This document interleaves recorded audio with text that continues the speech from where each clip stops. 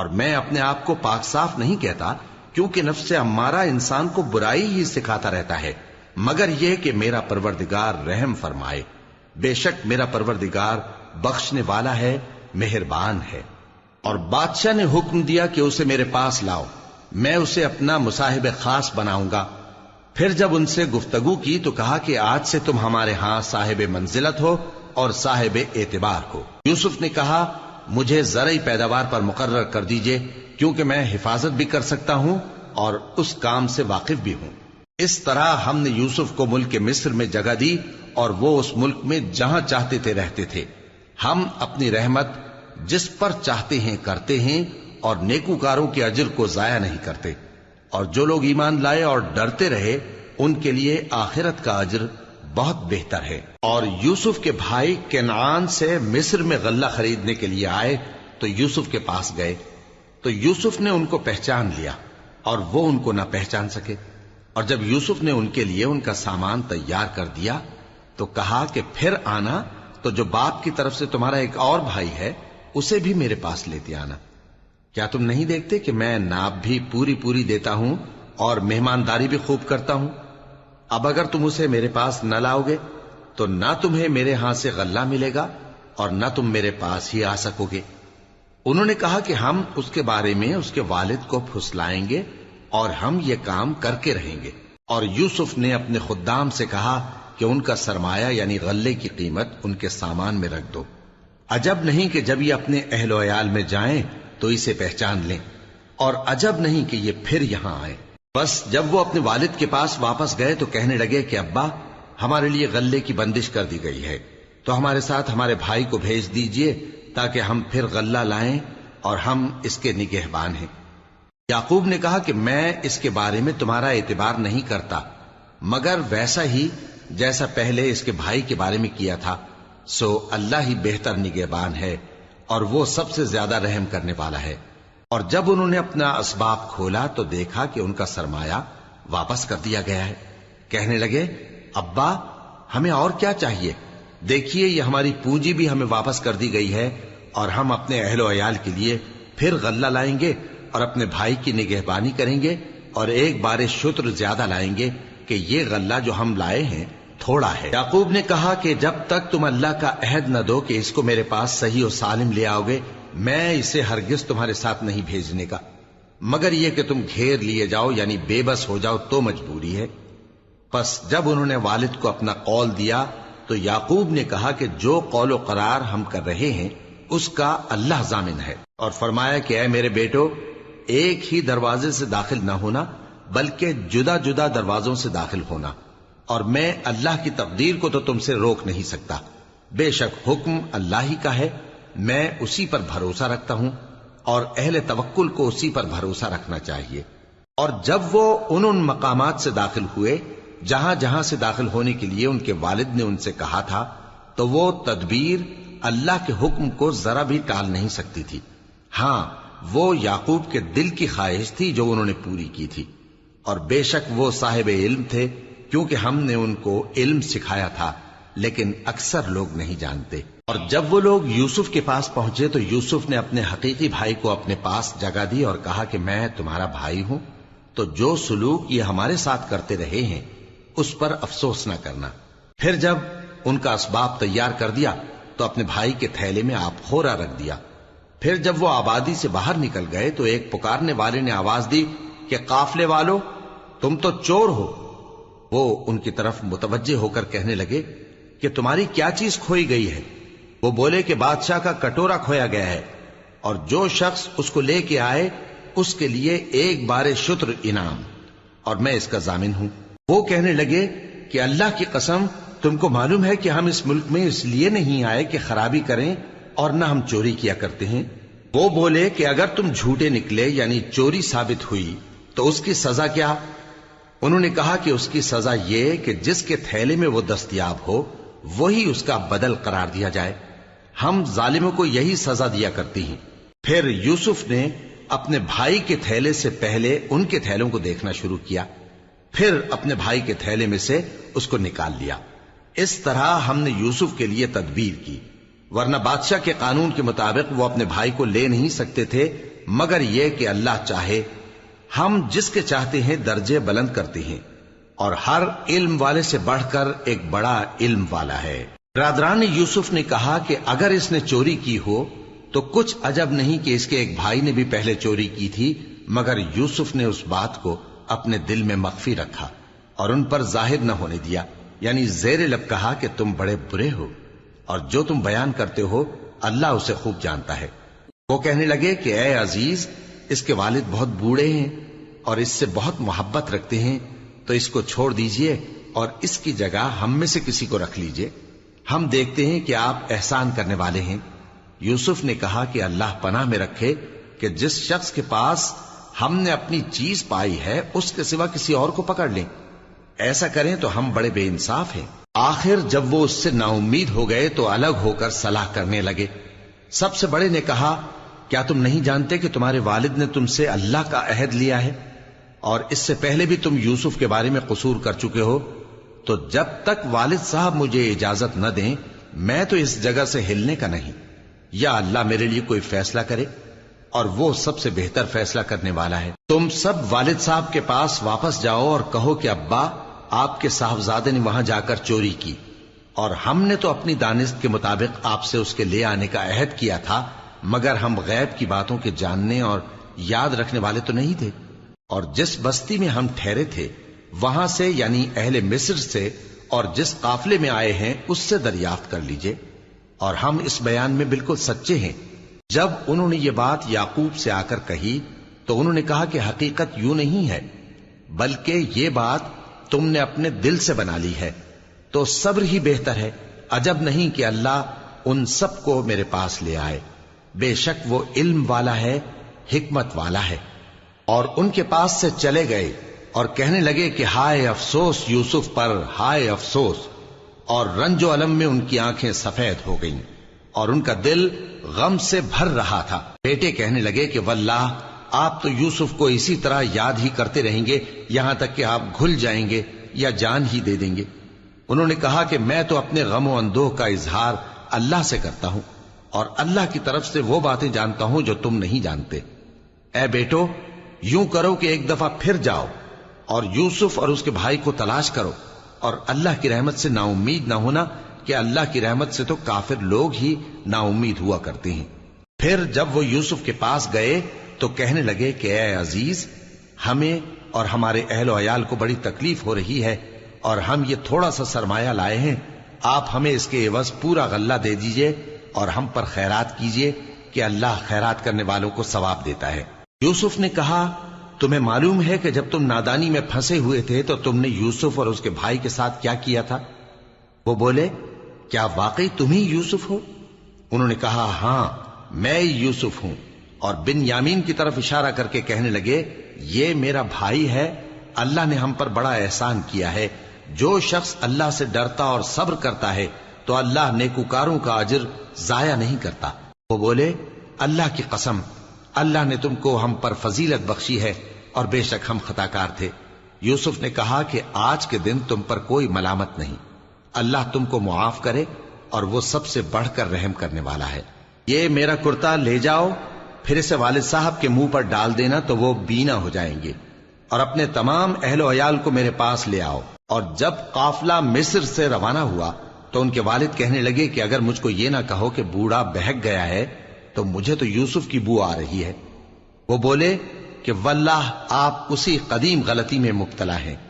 مگر جب خوشخبری دینے والا آپ پہنچا تو اس نے کرتا ان کے منہ پر ڈال دیا، سو وہ بینا ہو گئے، اور بیٹوں سے کہنے لگے، کیا میں نے تم سے نہیں کہا تھا کہ میں اللہ کی طرف سے وہ باتیں جانتا ہوں جو تم نہیں جانتے؟ بیٹوں نے کہا کہ ابا، ہمارے لیے ہمارے گناہ کی مغفرت مانگیے، بے شک ہم خطاکار تھے۔ فرمایا، میں اپنے پروردگار سے تمہارے لیے بخشش مانگوں گا، بے شک وہ بخشنے والا ہے، مہربان ہے۔ پھر جب یہ سب لوگ یوسف کے پاس پہنچے تو انہوں نے اپنے والدین کو اپنے پاس جگہ دی اور کہا، مصر میں داخل ہو جائیے، اللہ نے چاہا تو امن و امان سے رہیے گا۔ اور اپنے والدین کو تخت پر بٹھایا اور سب ان کے آگے سجدے میں گر پڑے۔ اور اس وقت یوسف نے کہا، ابا جان، یہ میرے اس خواب کی تعبیر ہے جو میں نے پہلے بچپن میں دیکھا تھا، میرے پروردگار نے اسے سچ کر دیا اور اس نے مجھ پر بہت سے احسان کیے ہیں کہ مجھ کو قید خانے سے نکالا، اور اس کے بعد کہ شیطان نے مجھ میں اور میرے بھائیوں میں فساد ڈال دیا تھا، آپ کو گاؤں سے یہاں لایا۔ بے شک میرا پروردگار جو چاہتا ہے تدبیر سے کرتا ہے، وہ علم والا ہے، حکمت والا ہے۔ جب یہ سب باتیں ہو لیں تو یوسف نے اللہ سے دعا کی کہ اے میرے پروردگار، تو نے مجھ کو حکومت سے نوازا اور خوابوں کی تعبیر کا علم بخشا۔ اے آسمانوں اور زمین کے پیدا کرنے والے، تو ہی دنیا اور آخرت میں میرا کارساز ہے۔ تو مجھے دنیا سے اپنی اطاعت کی حالت میں اٹھائیو اور آخرت میں اپنے نیک بندوں میں داخل کیجو۔ اے پیغمبر، یہ اخبار غیب میں سے ہیں جو ہم تمہاری طرف بھیجتے ہیں۔ اور جب برادران یوسف نے اپنی بات پر اتفاق کیا تھا اور وہ فریب کر رہے تھے تو تم ان کے پاس تو نہ تھے، اور بہت سے آدمی گو تم کتنی خواہش کرو ایمان لانے والے نہیں ہیں، اور تم ان سے اس خیر خواہی کا کچھ صلہ بھی تو نہیں مانگتے۔ یہ قرآن اور کچھ نہیں تمام جہانوں کے لیے نصیحت ہے، اور آسمان و زمین میں بہت سی نشانیاں ہیں جن پر سے یہ گزرتے ہیں اور ان کو نظر انداز کر دیتے ہیں، اور یہ اکثر اللہ پر ایمان نہیں رکھتے مگر اس کے ساتھ شرک بھی کرتے ہیں۔ تو کیا یہ اس بات سے بے خوف ہیں کہ ان پر اللہ کا عذاب نازل ہو کر ان کو ڈھانپ لے، یا ان پر ناگہاں قیامت آ جائے اور انہیں خبر بھی نہ ہو؟ کہہ دو میرا رستہ تو یہ ہے، میں اللہ کی طرف بلاتا ہوں سمجھ بوجھ کر، میں بھی لوگوں کو اللہ کی طرف بلاتا ہوں اور میرے پیراؤ بھی، اور اللہ پاک ہے اور میں شرک کرنے والوں میں سے نہیں ہوں۔ اور ہم نے تم سے پہلے بستیوں کے رہنے والوں میں سے مرد ہی بھیجے تھے جن کی طرف ہم وہی بھیجتے تھے۔ کیا ان لوگوں نے ملک میں سیر و سیاحت نہیں کی کہ دیکھ لیتے کہ جو لوگ ان سے پہلے تھے ان کا انجام کیا ہوا؟ اور متقیوں کے لیے آخرت کا گھر بہت اچھا ہے، کیا تم سمجھتے نہیں؟ یہاں تک کہ جب پیغمبر نا امید ہو گئے اور انہوں نے خیال کیا کہ اپنی نصرت کے بارے میں جو بات انہوں نے کہی تھی اس میں وہ سچے نہ نکلے، تو ان کے پاس ہماری مدد آ پہنچی، پھر جسے ہم نے چاہا بچا دیا، اور ہمارا عذاب اتر کر گناہگار لوگوں سے پھیرا نہیں کرتا۔ ان کے قصے میں عقل مندوں کے لیے عبرت ہے۔ یہ قرآن ایسی بات نہیں ہے جو اپنے دل سے بنائی گئی ہو، بلکہ جو کتابیں اس سے پہلے نازل ہوئی ہیں ان کی تصدیق کرنے والا ہے، اور ہر چیز کی تفصیل کرنے والا، اور مومنوں کے لیے ہدایت اور رحمت ہے۔ شروع اللہ کا نام لے کر جو بڑا مہربان نہایت رحم والا ہے۔ الف لام میم را۔ اے نبی، یہ کتاب الہی کی آیتیں ہیں، اور جو کچھ تمہارے پروردگار کی طرف سے تم پر نازل ہوا ہے حق ہے، لیکن اکثر لوگ ایمان نہیں لاتے۔ اللہ وہی تو ہے جس نے ستونوں کے بغیر آسمان جیسا کہ تم دیکھتے ہو اتنے اونچے بنائے، پھر عرش پر جلوہ افروز ہوا اور سورج اور چاند کو کام میں لگا دیا، ہر ایک میعاد معین تک گردش کر رہا ہے۔ وہی دنیا کے کاموں کا انتظام کرتا ہے، اس طرح وہ اپنی آیتیں کھول کھول کر بیان کرتا ہے کہ تم اپنے پروردگار کے روبرو جانے کا یقین کرو۔ اور وہی ہے جس نے زمین کو پھیلایا اور اس میں پہاڑ اور دریا پیدا کیے اور ہر طرح کے میووں کی دو دو قسمیں بنائیں۔ وہی رات کو دن کا لباس پہناتا ہے، غور کرنے والوں کے لیے اس میں بہت سی نشانیاں ہیں۔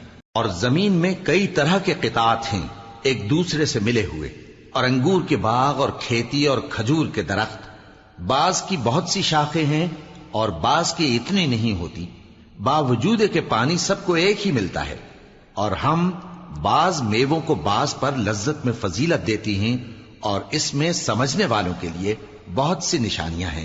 اگر تم عجیب بات سننی چاہو تو کافروں کا یہ کہنا عجیب ہے کہ جب ہم مر کر مٹی ہو جائیں گے تو کیا از سر نو پیدا ہوں گے؟ یہی لوگ ہیں جو اپنے پروردگار سے منکر ہوئے ہیں، اور یہی ہیں جن کی گردنوں میں طوق ہوں گے، اور یہی اہل دوزخ ہیں کہ ہمیشہ اس میں جلتے رہیں گے۔ اور یہ لوگ بھلائی سے پہلے تم سے برائی جلدی سے مانگتے ہیں، یعنی طالب عذاب ہیں، حالانکہ ان سے پہلے عذاب واقع ہو چکے ہیں۔ اور تمہارا پروردگار لوگوں کو باوجود ان کی بے انصافیوں کے معاف کرنے والا ہے، اور بے شک تمہارا پروردگار سخت عذاب دینے والا ہے۔ اور کافر لوگ کہتے ہیں کہ اس پیغمبر پر اس کے پروردگار کی طرف سے کوئی نشانی کیوں نازل نہیں ہوئی؟ اے نبی، تم تو صرف خبردار کرنے والے ہو، اور ہر ایک قوم کے لیے رہنما ہوا کرتا ہے۔ اللہ ہی اس بچے سے واقف ہے جو عورت کے پیٹ میں ہوتا ہے، اور وہی پیٹ کے سکڑنے اور بڑھنے سے بھی واقف ہے، اور ہر چیز کا اس کے ہاں ایک اندازہ مقرر ہے۔ وہ چھپی اور ظاہر چیزوں کا جاننے والا ہے، سب سے بزرگ ہے، عالی رتبہ ہے۔ کوئی تم میں سے چپکے سے بات کہے یا پکار کر، یا رات کو کہیں چھپ جائے یا دن کی روشنی میں کھلم کھلا چلے پھرے، اللہ کے نزدیک برابر ہے۔ اس کے آگے اور پیچھے اللہ کے چوکیدار ہیں جو اللہ کے حکم سے اس کی نگرانی کرتے ہیں۔ اللہ اس نعمت کو جو کسی قوم کو حاصل ہے نہیں بدلتا جب تک کہ وہ اپنی حالت کو نہ بدلے، اور جب اللہ کسی قوم کے ساتھ برائی کا ارادہ کرتا ہے تو وہ پھر نہیں سکتی، اور اللہ کے سوا ان کا کوئی مددگار نہیں ہوتا۔ وہی تو ہے جو تم کو ڈرانے اور امید دلانے کے لیے بجلی دکھاتا اور بھاری بھاری بادل پیدا کرتا ہے، اور رعد اور فرشتے سب اس کے خوف سے اس کی تسبیح و تحمید کرتے رہتے ہیں۔ اور وہی بجلیاں بھیجتا ہے، پھر جس پر چاہتا ہے گرا بھی دیتا ہے، جبکہ وہ اللہ کے بارے میں جھگڑتے ہیں، اور وہ بڑی قوت والا ہے۔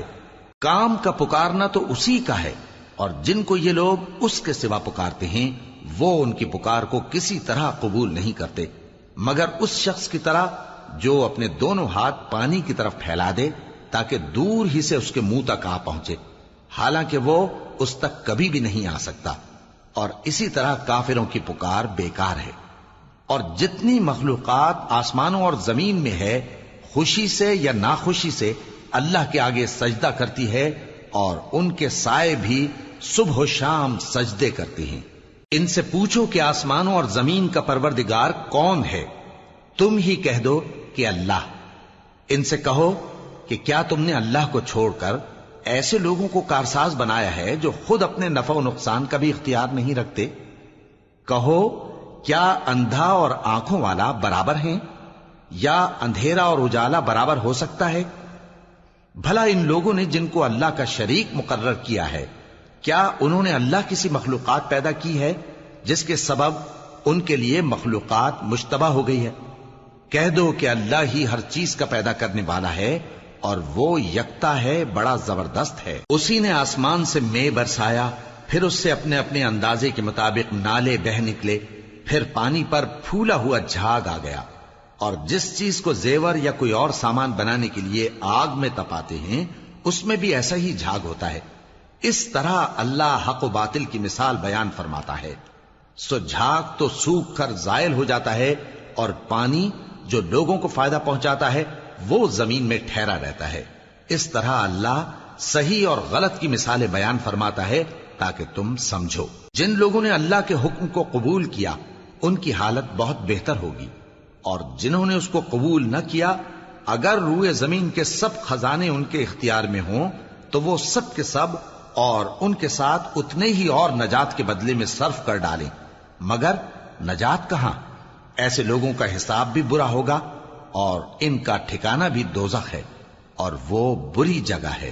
بھلا جو شخص یہ جانتا ہے کہ جو کچھ تمہارے پروردگار کی طرف سے تم پر نازل ہوا ہے حق ہے، وہ اس شخص کی طرح ہے جو اندھا ہے، اور سمجھتے تو وہی ہیں جو عقل مند ہیں، جو اللہ کے عہد کو پورا کرتے ہیں اور قول و قرار کو نہیں توڑتے، اور جن رشتوں کے جوڑے رکھنے کا اللہ نے حکم دیا ان کو جوڑے رکھتے، اور اپنے پروردگار سے ڈرتے رہتے اور برے حساب سے خوف رکھتے ہیں، اور جو اپنے پروردگار کی خوشنودی حاصل کرنے کے لیے مصائب پر صبر کرتے ہیں اور نماز پڑھتے ہیں، اور جو مال ہم نے ان کو دیا ہے اس میں سے پوشیدہ اور ظاہر خرچ کرتے ہیں، اور نیکی سے برائی کو دور کرتے ہیں، یہی لوگ ہیں جن کے لیے عاقبت کا گھر ہے، یعنی ہمیشہ رہنے کے باغات جن میں وہ داخل ہوں گے، اور ان کے باپ دادوں اور بیویوں اور اولاد میں سے جو نیکوکار ہوں گے وہ بھی بہشت میں جائیں گے، اور فرشتے بہشت کے ہر ایک دروازے سے ان کے پاس آئیں گے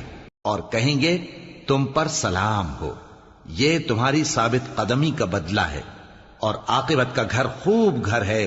اور جو لوگ اللہ سے پختہ عہد کر کے اس کو توڑ ڈالتے اور جن رشتوں کے جوڑے رکھنے کا اللہ نے حکم دیا ہے ان کو قطع کر دیتے اور ملک میں فساد کرتے ہیں، ایسوں پر لعنت ہے اور ان کے لیے برا انجام ہے۔ اللہ جس کا چاہتا ہے رزق فراخ کر دیتا ہے اور جس کا چاہتا ہے تنگ کر دیتا ہے۔ اور کافر لوگ دنیا کی زندگی پر خوش ہو رہے ہیں، اور دنیا کی زندگی آخرت کے مقابلے میں بہت تھوڑا سامان ہے۔ اور کافر کہتے ہیں کہ اس پیغمبر پر اس کے پروردگار کی طرف سے کوئی نشانی کیوں نازل نہیں ہوئی؟ کہہ دو کہ اللہ جسے چاہتا ہے گمراہ کرتا ہے، اور جو اس کی طرف رجوع ہوتا ہے اس کو اپنی طرف کا رستہ دکھاتا ہے، یعنی ان کو جو ایمان لاتے اور جن کے دل اللہ کی یاد سے آرام پاتے ہیں ان کو۔ اور سن رکھو کہ اللہ کی یاد سے ہی دل آرام پاتے ہیں۔ جو لوگ ایمان لائے اور عمل نیک کیے ان کے لیے خوشحالی اور عمدہ ٹھکانہ ہے۔ جس طرح ہم پہلے پیغمبر بھیجتے رہے ہیں اسی طرح اے نبی ہم نے تم کو اس امت میں جس سے پہلے بہت سی امتیں گزر چکی ہیں بھیجا ہے، تاکہ تم ان کو وہ کتاب جو ہم نے تمہاری طرف بھیجی ہے پڑھ کر سنا دو۔ اور یہ لوگ رحمان کو نہیں مانتے۔ کہہ دو وہی تو میرا پروردگار ہے، اس کے سوا کوئی معبود نہیں، میں اسی پر بھروسہ رکھتا ہوں اور اسی کی طرف رجوع کرتا ہوں۔ اور اگر کوئی قرآن ایسا ہوتا کہ اس کی تاثیر سے پہاڑ چل پڑتے یا زمین پھٹ جاتی یا مردوں سے کلام کر سکتے تو کیا یہ لوگ ایمان لے آتے؟ بات یہ ہے کہ سب باتیں اللہ کے اختیار میں ہیں، تو کیا مومنوں کو اس سے اطمینان نہیں ہوا کہ اگر اللہ چاہتا تو سب لوگوں کو ہدایت کے رستے پر چلا دیتا؟ اور کافروں پر ہمیشہ ان کے اعمال کے بدلے آفت آتی رہے گی یا ان کے مکانات کے قریب نازل ہوتی رہے گی یہاں تک کہ اللہ کا وعدہ آ پہنچے۔ بے شک اللہ وعدہ خلاف نہیں کرتا۔ اور تم سے پہلے بھی رسولوں کے ساتھ تمسخر ہوتے رہے ہیں، تو میں نے کافروں کو مہلت دی، پھر میں نے ان کو پکڑ لیا، سو دیکھ لو کہ میرا عذاب کیسا رہا۔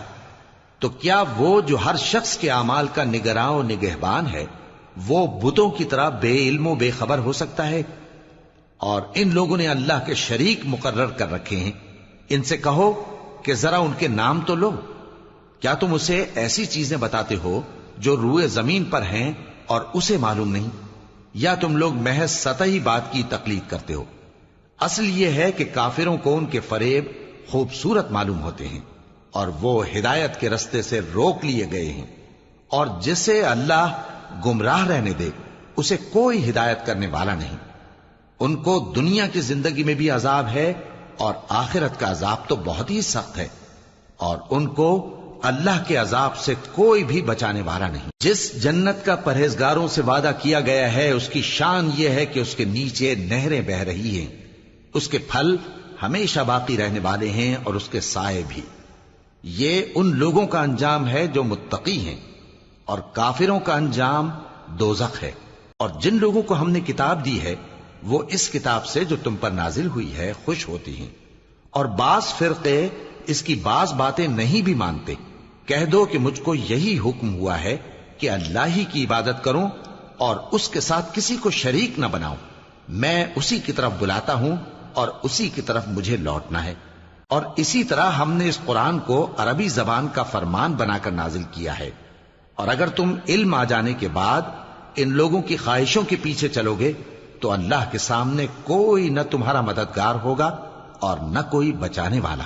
اور اے نبی ہم نے تم سے پہلے بھی پیغمبر بھیجے تھے اور ان کو بیویاں اور اولاد بھی دی تھیں، اور کسی پیغمبر کے اختیار کی بات نہ تھی کہ اللہ کے حکم کے بغیر کوئی نشانی لے آتا۔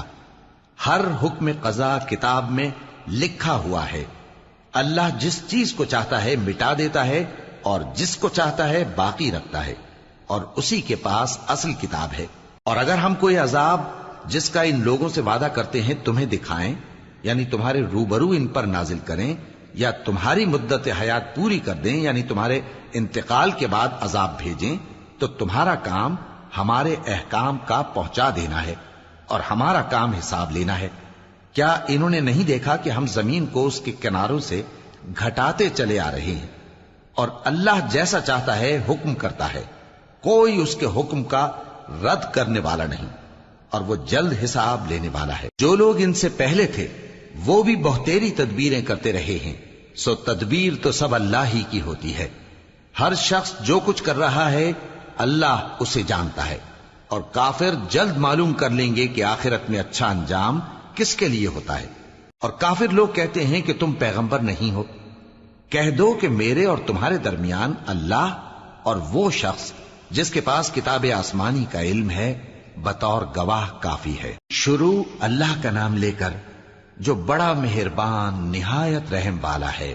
الف لام را، یہ ایک پر نور کتاب ہے، اس کو ہم نے تم پر اس لیے نازل کیا ہے کہ تم لوگوں کو اندھیروں سے نکال کر روشنی کی طرف لے جاؤ، یعنی ان کے پروردگار کے حکم سے عزت والے خوبیوں والے مالک کے راستے کی طرف، یعنی اس اللہ کے راستے کی طرف کہ جو کچھ آسمانوں اور زمین میں ہے سب اسی کا ہے، اور ان کافروں کے لیے عذاب شدید کی وجہ سے تباہی اور بربادی مقدر ہے، جو آخرت کے مقابلے میں دنیاوی زندگی کو پسند کرتے اور لوگوں کو اللہ کے راستے سے روکتے اور اس میں کجی چاہتے ہیں۔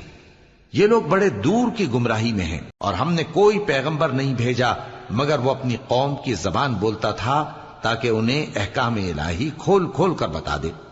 پھر اللہ جسے چاہتا ہے گمراہ رہنے دیتا ہے اور جسے چاہتا ہے ہدایت دیتا ہے، اور وہ غالب ہے، حکمت والا ہے۔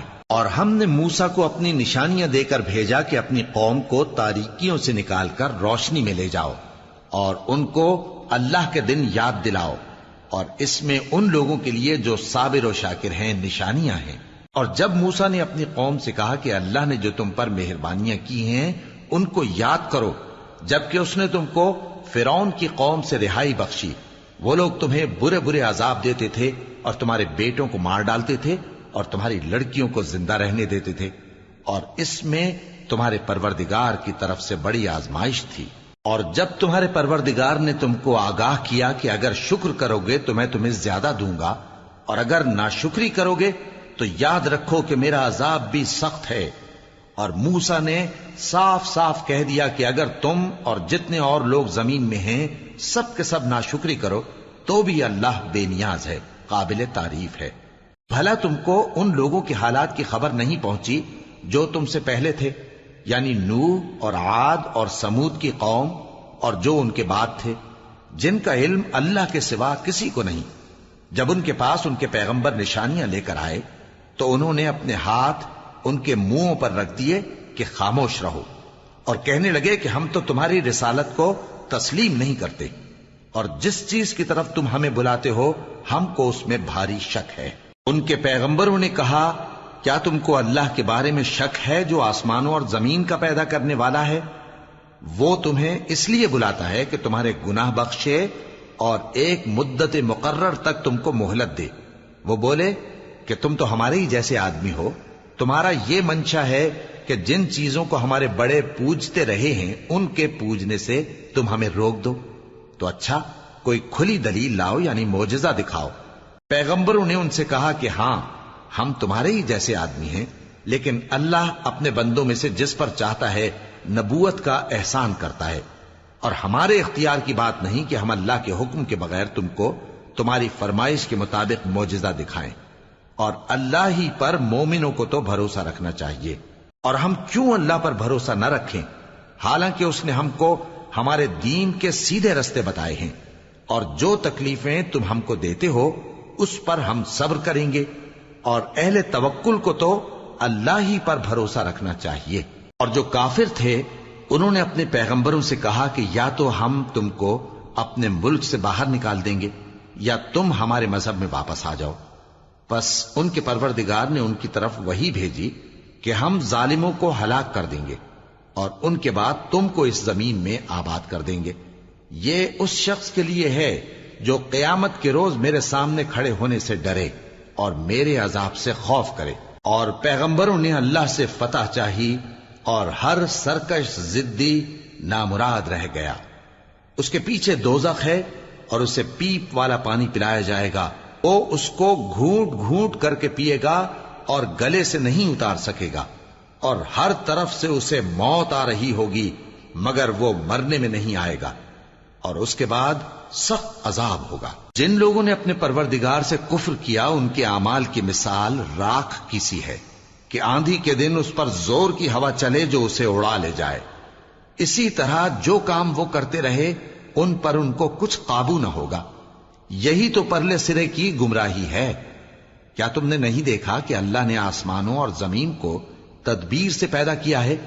اگر وہ چاہے تو تم کو نابود کر دے اور تمہاری جگہ نئی مخلوق پیدا کر دے، اور یہ اللہ کو کچھ بھی مشکل نہیں۔ اور قیامت کے دن سب لوگ اللہ کے سامنے کھڑے ہوں گے تو غریب پیروکار بڑے بن بیٹھنے والوں سے کہیں گے کہ ہم تو تمہارے پیرو تھے، کیا تم اللہ کا کچھ عذاب ہم پر سے دفع کر سکتے ہو؟ وہ کہیں گے کہ اگر اللہ ہم کو ہدایت کرتا تو ہم تم کو ہدایت کرتے۔ اب ہم گھبراہٹ ظاہر کریں یا صبر کریں ہمارے حق میں برابر ہے، کوئی جگہ رہائی کی ہمارے لیے نہیں ہے۔ اور جب حساب کتاب کا کام فیصل ہو چکے گا تو شیطان کہے گا جو وعدہ اللہ نے تم سے کیا تھا وہ تو سچا تھا، اور جو وعدہ میں نے تم سے کیا تھا وہ جھوٹا تھا، اور میرا تم پر کسی طرح کا زور نہیں تھا۔ ہاں، میں نے تم کو گمراہی اور باطل کی طرف بلایا تو تم نے جلدی سے اور بے دلیل میرا کہنا مان لیا۔ تو آج مجھے ملامت نہ کرو، اپنے آپ ہی کو ملامت کرو۔ نہ میں تمہاری فریاد رسی کر سکتا ہوں اور نہ تم میری فریاد رسی کر سکتے ہو۔ میں اس بات سے انکار کرتا ہوں کہ تم پہلے مجھے شریک بناتے تھے۔ بے شک جو ظالم ہیں ان کے لیے درد دینے والا عذاب ہے۔ اور جو ایمان لائے اور عمل نیک کرتے رہے وہ بہشتوں میں داخل کیے جائیں گے جن کے نیچے نہریں بہ رہی ہیں۔ اپنے پروردگار کے حکم سے وہ ہمیشہ ان میں رہیں گے، وہاں وہ ہر ملاقات پر ایک دوسرے کو سلام کہیں گے۔ کیا تم نے نہیں دیکھا کہ اللہ نے کلمہ طیبہ کی کیسی مثال بیان فرمائی ہے؟ وہ ایسی ہے جیسے پاکیزہ درخت جس کی جڑ مضبوط ہو اور شاخیں آسمان میں پھیلی ہوں، وہ اپنے پروردگار کے حکم سے ہر موقع پر پھل لاتا ہو۔ اور اللہ لوگوں کے لیے مثالیں بیان فرماتا ہے تاکہ وہ نصیحت حاصل کریں۔ اور ناپاک بات یعنی غلط عقیدے کی مثال ناپاک درخت کی سی ہے کہ وہ زمین کے اوپر ہی سے اکھیڑ کر پھینک دیا جائے، اس کو ذرا بھی قرار و ثبات نہیں۔ اللہ مومنوں کے دلوں کو صحیح اور پکی بات سے دنیا کی زندگی میں بھی مضبوط رکھتا ہے اور آخرت میں بھی رکھے گا۔ اور اللہ بے انصافوں کو گمراہ کر دیتا ہے، اور اللہ جو چاہتا ہے کرتا ہے۔ کیا تم نے ان لوگوں کو نہیں دیکھا جنہوں نے اللہ کے احسان کو ناشکری سے بدل دیا اور اپنی قوم کو تباہی کے گھر میں لا اتارا، یعنی دوزخ میں، کہ سب ناشکرے اس میں داخل ہوں گے اور وہ برا ٹھکانہ ہے۔ اور ان لوگوں نے اللہ کے شریک مقرر کیے کہ لوگوں کو اس کے رستے سے گمراہ کریں۔ کہہ دو کہ چند روز فائدے اٹھا لو، آخر کار تم کو دوزخ کی طرف لوٹ کر جانا ہے۔ اے پیغمبر، میرے مومن بندوں سے کہہ دو کہ نماز پڑھا کریں، اور اس دن کے آنے سے پیشتر جس میں نہ اعمال کا سودا ہوگا اور نہ دوستی کام آئے گی، ہمارے دیے ہوئے مال میں سے پوشیدہ اور علانیہ خرچ کرتے رہیں۔ اللہ ہی تو ہے جس نے آسمانوں اور زمین کو پیدا کیا اور آسمان سے مے برسایا، پھر اس سے تمہارے کھانے کے لیے پھل پیدا کیے اور کشتیوں اور جہازوں کو تمہارے زیر فرمان کیا تاکہ وہ سمندر میں اس کے حکم سے چلیں، اور نہروں کو بھی تمہارے زیر فرمان کیا، اور سورج اور چاند کو تمہارے لیے کام میں لگا دیا کہ دونوں دن رات ایک ڈگر پر چل رہے ہیں، اور رات اور دن کو بھی تمہاری خاطر کام میں لگا دیا، اور جو کچھ تم نے مانگا سب میں سے تم کو عنایت کیا۔ اور اگر اللہ کے احسان گننے لگو تو شمار نہ کر سکو، مگر لوگ نعمتوں کا شکر نہیں کرتے۔ کچھ شک نہیں کہ انسان بڑا بے انصاف ہے، ناشکرا ہے۔ اور جب ابراہیم نے دعا کی کہ اے میرے پروردگار، اس شہر کو لوگوں کے لیے امن کی جگہ بنا دے، اور مجھے اور میری اولاد کو اس بات سے کہ بتوں کی پرستش کرنے لگیں بچائے رکھیو۔ اے پروردگار، انہوں نے بہت سے لوگوں کو گمراہ کیا ہے، سو جس شخص نے میرا کہا مانا وہ میرا ہے، اور جس نے میری نافرمانی کی تو تو بخشنے والا ہے، مہربان ہے۔ اے پروردگار، میں نے اپنی اولاد ایک وادی میں جہاں کھیتی نہیں، تیرے عزت و ادب والے گھر کے پاس لا بسائی ہے۔ اے پروردگار، تاکہ یہ نماز پڑھیں، سو تو لوگوں کے دلوں کو ایسا کر دے کہ ان کی طرف جھکے رہیں، اور ان کو میووں سے روزی دیتے رہنا تاکہ تیرا شکر کریں۔ اے پروردگار، جو بات ہم چھپاتے اور جو ظاہر کرتے ہیں تو سب جانتا ہے، اور اللہ سے کوئی چیز مخفی نہیں، نہ زمین میں نہ آسمان میں۔ اللہ کا شکر ہے جس نے مجھ کو بڑی عمر میں اسماعیل اور اسحاق بخشے، بے شک میرا پروردگار دعا سننے والا ہے۔ اے پروردگار، مجھ کو ایسی توفیق عنایت کر کہ نماز پڑھتا رہوں، اور میری اولاد کو بھی یہ توفیق بخش۔ اے پروردگار، میری دعا قبول فرما۔ اے پروردگار، حساب کتاب کے دن میری اور میرے ماں باپ کی اور مومنوں کی مغفرت کیجو۔ اور مومنوں، یہ نہ سمجھنا کہ یہ ظالم جو کام کر رہے ہیں اللہ ان سے بے خبر ہے۔ وہ ان کو اس دن تک مہلت دے رہا ہے جبکہ دہشت کے سبب آنکھیں پھٹی کی پھٹی رہ جائیں گی اور لوگ سر اٹھائے ہوئے میدان قیامت کی طرف دوڑ رہے ہوں گے۔ ان کی نگاہیں خود اپنی طرف لوٹ نہ سکیں گی اور ان کے دل مارے خوف کے ہوا ہو رہے ہوں گے۔ اور لوگوں کو اس دن سے آگاہ کر دو جب ان پر عذاب آ جائے گا۔ تب ظالم لوگ کہیں گے کہ اے ہمارے پروردگار، ہمیں تھوڑی سی مہلت عطا کر تاکہ ہم تیری دعوت توحید قبول کریں اور تیرے پیغمبروں کے پیچھے چلیں۔ تو جواب ملے گا، کیا تم پہلے قسمیں نہیں کھایا کرتے تھے کہ تم کو اس حال سے جس میں تم ہو زوال نہیں ہوگا؟ اور جو لوگ اپنے آپ پر ظلم کرتے تھے تم ان کے مکانوں میں رہتے تھے، اور تم پر ظاہر ہو چکا تھا کہ ہم نے ان لوگوں کے ساتھ کس طرح کا معاملہ کیا تھا، اور تمہارے سمجھانے کے لیے مثالیں بیان کر دی تھیں۔ اور انہوں نے بڑی بڑی تدبیریں کی، اور ان کی سب تدبیریں اللہ کے ہاں لکھی ہوئی ہیں۔